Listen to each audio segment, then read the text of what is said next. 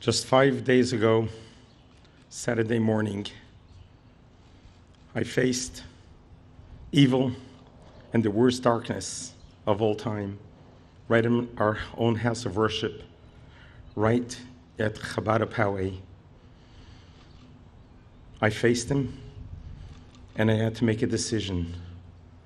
Do I run and hide, or do I stand tall and fight and protect all those that are there? We cannot control what others do, but we can control how we react. My dear Rebbe, Rabbi Menachem Mendel Schneerson, taught me the way we react to darkness is with light. It was that moment that I made a decision. No matter what happens to me, I'm going to save as many people as possible. I should have been dead by now, based on the rule of statistics. I was in the line of fire, bullets flying all the way. My fingers got blown off, but I did not stop. The Rebbe taught me, as a Jew, you are a soldier of God. You need to stand tall and stand fast and do whatever it takes to change the world. My life has changed forever, but it changed so I could make change. And I could help others learn how to be strong, how to be mighty and tall. Many have asked me, Rabbi, where do we go from here? How do we prevent this? And my response is what my Rebbe told me when President Ronald Reagan was shot. The Rebbe said, we need to go back to the basics and introduce a moment of silence in all public schools so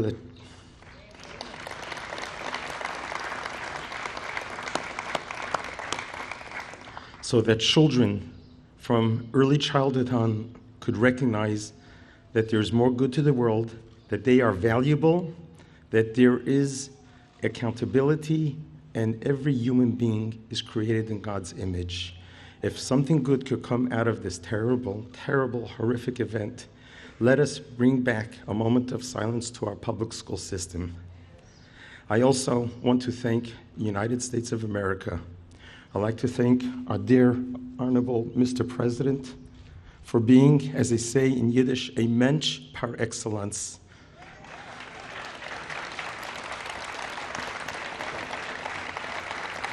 Mr. President, when you called me, I was at home weeping.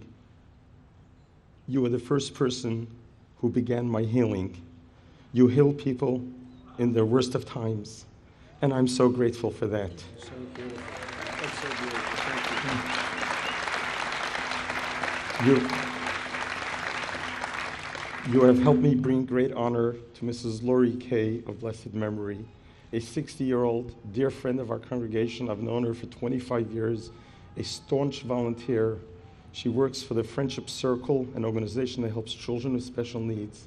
This year, on June 2nd, we're doing a march in her memory to show that nothing is going to stop us. We're going to march with victory, and you helped us bring Lori Kay great honor. And God bless you, and God bless America. Thank you, Rabbi. That's so beautiful. Thank you very much. Thank you, Rabbi. From darkness to light. Thank you. From darkness to the White House. I love from darkness to light. Thank you. Thank you.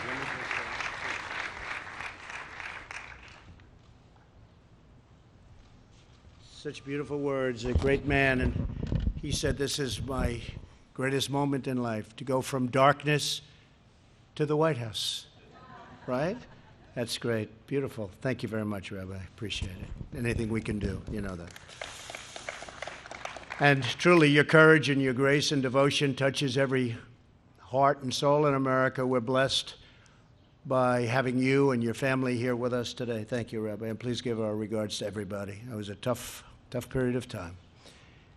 We will fight with all our strength and everything that we have in our bodies to defeat anti-Semitism, to end the attacks on the Jewish people, and to conquer all forms of persecution, intolerance, and hate. You know that. You know that, Rabbi. Every citizen has the absolute right to live according to the teachings of their faith and the convictions of their heart. This is the bedrock of American life. To protect this heritage, my administration has strongly defended religious liberty, two words you haven't heard too much about for a long period of time, but now you're hearing it all the time. Religious liberty.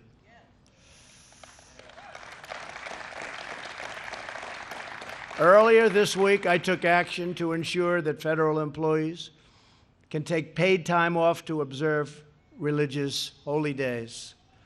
And just today, we finalized new protections of conscience rights for physicians, pharmacists, nurses, teachers, students, and faith-based charities. They've been wanting to do that for a long time, right, Mike? They've been wanting to do that for a long time. Happened today. Together, we are building a culture that cherishes the dignity and worth of human life. Every child, born and unborn, is a sacred gift from God.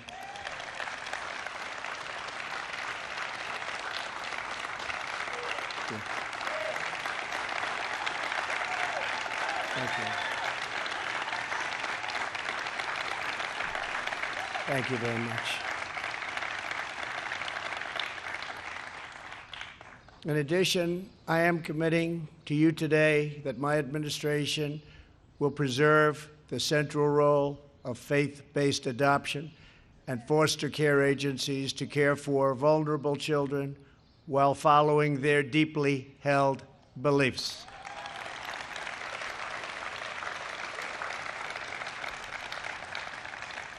And those are words you probably never thought you'd ever hear. To give former inmates a second chance at life, we passed criminal justice reform. Ivanka, stand up. Ivanka Trump and Jared. Ivanka and Jared worked so hard. Now, for the first time, faith-based organizations can serve federal prisoners. They can take care of the people in, and they can take care of prisoners as they get out. And we've had the greatest success because of the economy being so strong, where people leaving prison now on a much more fair basis, but people leaving prison can get jobs, and they've done incredibly well. Employers who would never have done that before because there was a stigma, obviously. There was a pretty tough stigma, so they wouldn't go that route, and people would end up back in prison. But now employers that would not have done that before are doing it, and they're so happy. I know somebody who's put on 7 prisoners, former prisoners, and he told me, you have no idea how really great they are, how good they are. He actually said they're better than most of the other people working there. So that's a tremendous thing. That's probably the first time since the beginning of this great nation where they're doing so well. So we hope they keep it up. The economy is helping. The economy is helping. But now they're helping themselves, and they're doing a fantastic job. And we're also supporting faith-based addiction recovery programs because we understand the power of prayer. And I will say our First Lady has taken to this. It's incredible what she's done. And we're down 16% with opioid. 16% is a lot. And Melania, please stand up. That's a fantastic job you've done. Please. Incredible. Incredible. I heard that number the first time the other day, and I said, that's a lot. That really is. It's not there, but we hope to get there. And we're also trying very hard through the tremendous amounts of billions and billions of dollars that we give out to hospitals and pharmaceutical companies and everybody to come up with painkillers that are non-addictive. So you don't go into the hospital with a broken arm and come out a drug addict, which is what happens in many cases. So we are trying to come up, and we're getting very close to come up with a powerful painkiller that at the same time is non-addictive. Wouldn't that be nice, right? Wouldn't that be nice? Hello, Ralph. Here with us today is Ashley Evans from Dayton, Ohio, who was Melania's guest at the State of the Union. 2 years ago, Ashley was suffering from the grip of heroin addiction when she found out that she was pregnant. She returned to a recovery center and was welcomed by her mentor, Angie Dennis, who was waiting at the door. Ashley and Angie developed a great relationship, and Angie said to her, "I'm so glad you made it back. I've been praying for you."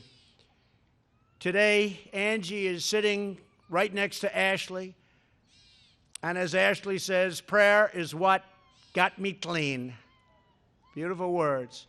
Next week, Ashley will celebrate 16 months free from addiction, and she's earned back the custody of her beautiful daughter, Olivia, who is here also right now with Mom. And Ashley, Olivia, is that Olivia? I had a feeling that was Olivia. I've been listening to Olivia the entire time. Olivia has dominated the service, and that's okay. Ashley, come on up. Say a few words, please. Thank you very much, darling.